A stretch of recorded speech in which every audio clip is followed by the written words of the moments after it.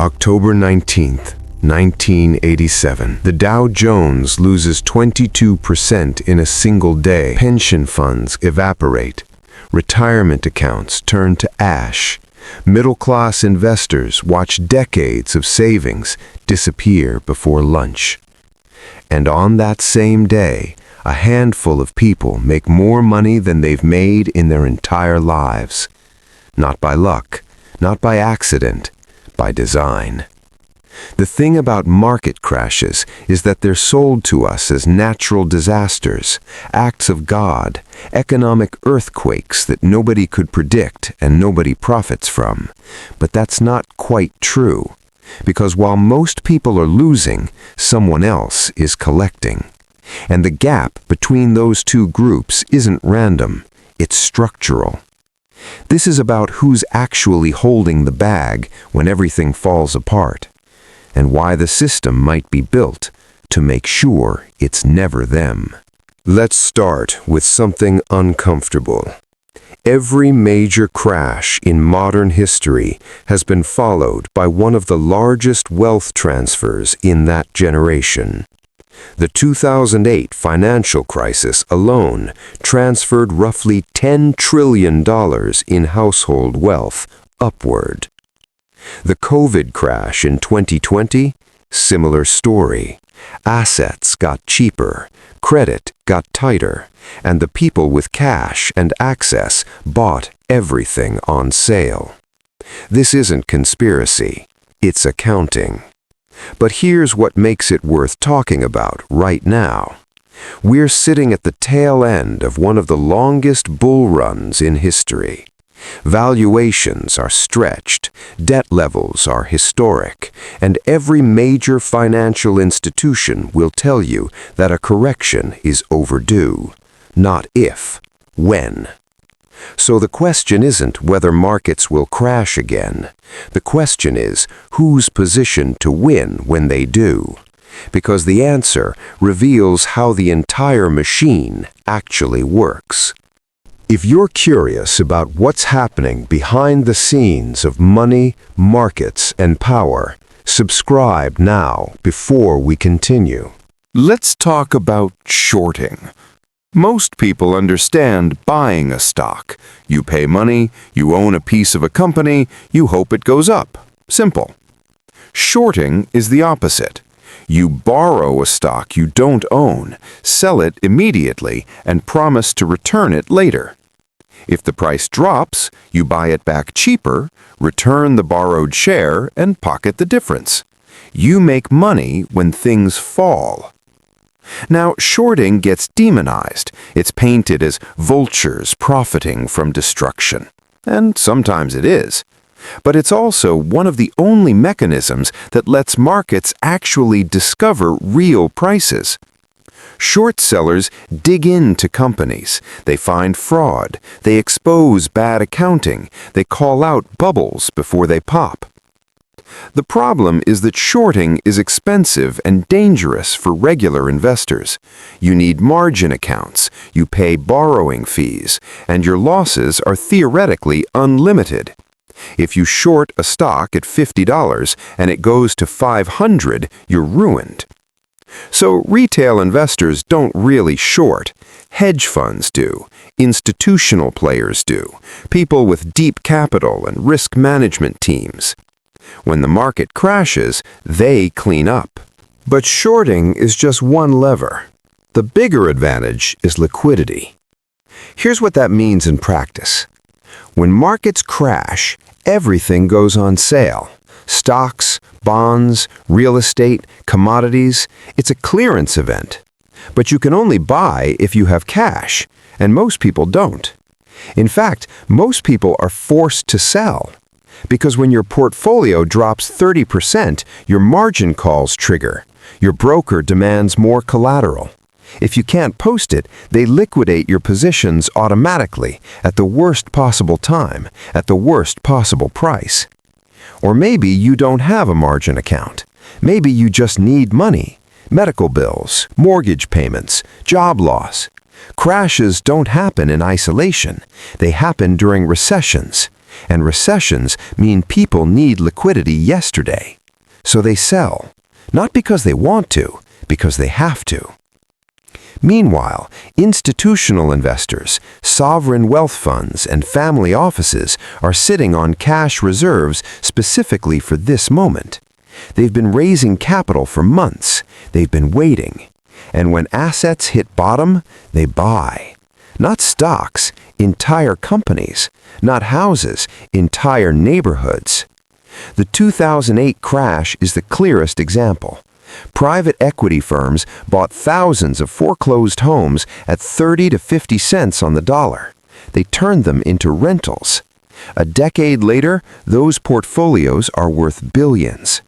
Blackstone alone spent $10 billion buying residential real estate between 2012 and 2017. They became one of the largest landlords in America, not through development, through a crisis. Let's put some numbers to this. During the 2008 crash, the S&P 500 dropped about 57% from peak to trough. If you had $100,000 invested in index funds in 2007, it became $43,000 by March 2009. If you panicked and sold at the bottom, you locked in a $57,000 loss. If you held on and didn't sell, you eventually recovered. By 2013, you were back to even. By 2020, your original $100K was worth around $350,000. But here's the thing. Most people couldn't hold. They were over-leveraged. They lost jobs. They had to access that money. So they sold low. Now imagine the other side. You're an institutional investor. You have $100 million in cash sitting in treasury bills, earning basically nothing. The market crashes. You deploy that capital at the bottom. You buy the S&P at a 57% discount. By 2020, your $100 million is worth $233 million.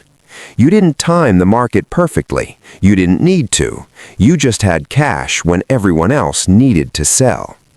That's a $133 million gain, not from genius, from position. The financial media will tell you that crashes are opportunities. Buy the dip. Be greedy when others are fearful. All that Buffett wisdom. And it's true, if you can afford it. But the reality is that most people can't. Because the same forces that create crashes also create personal financial stress, job loss, wage cuts, expense spikes. So the advice to buy during a crash is only useful if you have surplus capital and no immediate need for liquidity, which describes a very small percentage of the population. According to the Federal Reserve, nearly 40% of Americans couldn't cover a $400 emergency expense in 2023 without borrowing or selling something. Those people aren't buying dips, they're surviving. Meanwhile, the top 10% of earners hold about 70% of all stock market wealth, and the top 1% holds about 40%. When the market crashes and recovers, that wealth concentration doesn't shrink, it expands. Because the recovery isn't evenly distributed. The people who bought at the bottom capture all the upside. The people who sold at the bottom are out. They're rebuilding from scratch with less capital in a more expensive market. Now let's talk about the part that doesn't get mentioned enough. Central banks. When markets crash, governments panic. Not because they care about your retirement account, because financial instability threatens the entire system. Banks fail, credit freezes, economies contract. So central banks intervene. They cut rates, they buy assets, they inject liquidity into the system. In 2008, the Federal Reserve dropped rates to near zero and launched quantitative easing. They bought trillions in bonds and mortgage-backed securities. The explicit goal was to stabilize markets and restore confidence. It worked. Markets recovered. But who benefited most? Asset owners. When the Fed buys bonds, it pushes yields down and prices up. When it cuts rates, it makes borrowing cheaper. Cheaper debt means higher valuations for stocks and real estate. If you owned assets in 2009, the Fed's actions made you wealthier. If you didn't, you got wage stagnation and higher cost of living. This isn't a value judgment, it's mechanics. The policy tools available to central banks mostly work by inflating asset prices, and asset prices mostly benefit people who own assets, which is not most people. COVID was even more direct. The Fed cut rates to zero. Congress sent stimulus checks, but the real money went into expanded unemployment, corporate loans, and asset purchases. The stock market bottomed in March 2020 and hit all-time highs by August. Household wealth for the top 10% surged. Wealth for everyone else stagnated or fell. By 2021, American billionaires had added $1.7 trillion to their collective net worth since the start of the pandemic.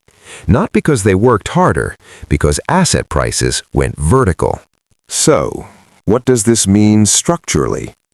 It means that crashes aren't just destructive events, they're also mechanisms of redistribution.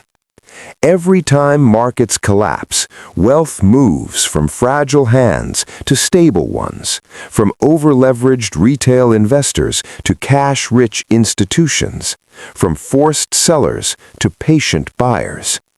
And every time central banks intervene to fix the crash, they reinforce the same dynamic, because the tools they use primarily benefit the people who already own the most.